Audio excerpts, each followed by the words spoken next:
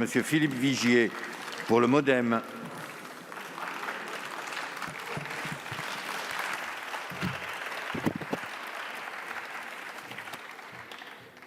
Merci Monsieur le Président, Messieurs les ministres, Madame la Présidente de la Commission, Monsieur le rapporteur, mes chers collègues. Chacun a bien compris que nous sommes devant une pandémie hors norme. Je regardais, Monsieur le ministre, l'histoire des pandémies dans le monde, c'est la 11e, la plus mortelle que nous ayons connue depuis le 6e siècle. Et à situation exceptionnelle, il faut, me semble-t-il, des moyens exceptionnels. Tout le monde a en mémoire la peste noire et ses 25 millions de morts, la grippe espagnole, naturellement le choléra, la variole. Et puis avec toutes ces incertitudes que chacun connaît sur ce virus multiforme dont on n'a pas fini de connaître cette évolution. Alors il fallait agir fort, il fallait agir vite, il fallait agir avec cohérence et il fallait agir naturellement avec un contrôle démocratique qui est celui du Parlement. Agir vite, ça a été dit par les collègues, une commission mixte paritaire à laquelle j'ai eu l'honneur d'assister, où je le dis très simplement, il n'y a pas de gagnant, il n'y a pas de perdant. Je crois que l'exercice essentiel, indispensable que nous avions à porter ensemble, c'était de protéger nos concitoyens. Et je prends pour exemple que les vaccins étrangers voulus par les sénateurs ont été abandonnés. Je prends par exemple que nous avons accepté ce que les sénateurs nous ont proposé pour un certain nombre de dispositions importantes sur notamment les ados ou sur le licenciement, puisque nous avons abandonné ces dispositions. Ce qui veut dire que le gouvernement aussi a fait des efforts de compréhension pour qu'on arrive à ce résultat qui nous est proposé ce soir. Agir fort, c'est cette vaccination. Vaccination, vous vous souvenez, il y a quelques semaines, c'était le débat de savoir est-ce qu'il ne faut pas une vaccination obligatoire. Et on voit bien que maintenant, elle serait souhaitée par tout le monde. Mais d'où vient-on? De très loin. Et la confiance, elle s'est créée au fil du temps. On ne parlait que des méfaits des vaccins et on parle maintenant des bienfaits des vaccins.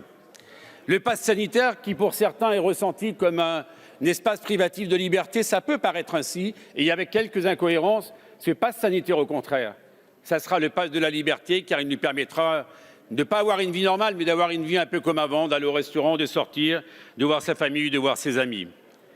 Et donc, agir fort, agir vite, agir aussi en faisant en sorte que la compréhension, et j'insiste là-dessus, soit au rendez-vous. Tout le drame des mesures que nous prenons depuis 18 mois, c'est quelquefois une incompréhension, et je vous dis que, Monsieur le ministre, quand je vois ces antivax, tous ceux qui sont là pour surfer sur les difficultés que nous pouvons connaître dans l'arsenal que nous utilisons pour lutter contre cette pandémie, nous exigent, me semble-t-il, d'être à la hauteur des enjeux. Et ce qui a été fait pour les ados, dans la même famille, celui de 9 ans et celui de 13 ans était traité différemment. Cette jauge des 50 qui apparaissait incompréhensible pour les uns et pour les autres. Ces cafés et ces restaurants selon qu'on était à l'extérieur ou à l'intérieur. Ces grandes surfaces sur lesquelles, Monsieur le ministre, on va trouver une solution avec la proximité et les préfets pour que ça soit enfin compréhensible.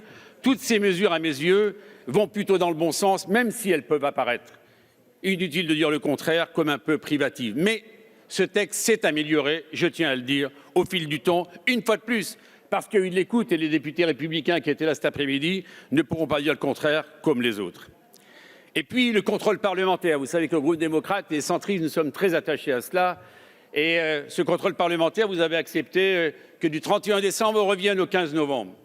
Ça n'est pas rien. Et d'ailleurs, avec un débat, puisqu'à la dernière minute de la CMP, je suis même intervenu pour qu'on n'oublie pas que vous l'avez fait, Monsieur le ministre, Olivier Véran, en disant que vous viendrez exposer l'état de la situation sanitaire et des mesures que nous avons prises de manière à faire en sorte qu'on soit efficace pour lutter contre cette pandémie.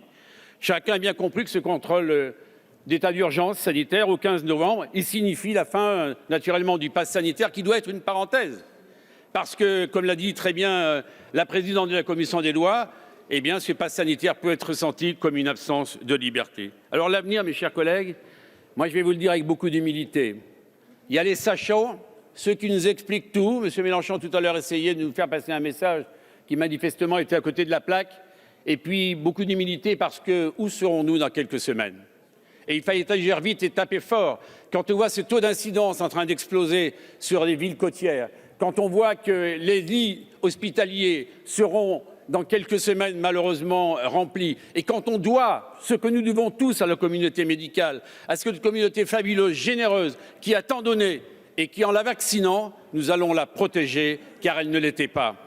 Alors, mes chers collègues, le groupe naturellement votera cet état d'urgence, ce texte qui contient l'état d'urgence et votera ces dispositions que nous avons prises, mais avec l'exigence du contrôle parlementaire, avec l'exigence du fait que nous ayons ces clauses de revoyure et avec une seule exigence. C'est l'esprit de responsabilité qui nous anime, celle de protéger les Français, celle à un moment de se rassembler, toutes sensibilités politiques confondues, car l'essentiel est en jeu. L'Union doit être là de manière à ce qu'on soit efficace pour enfin éradiquer cette pandémie. Je vous remercie. Merci.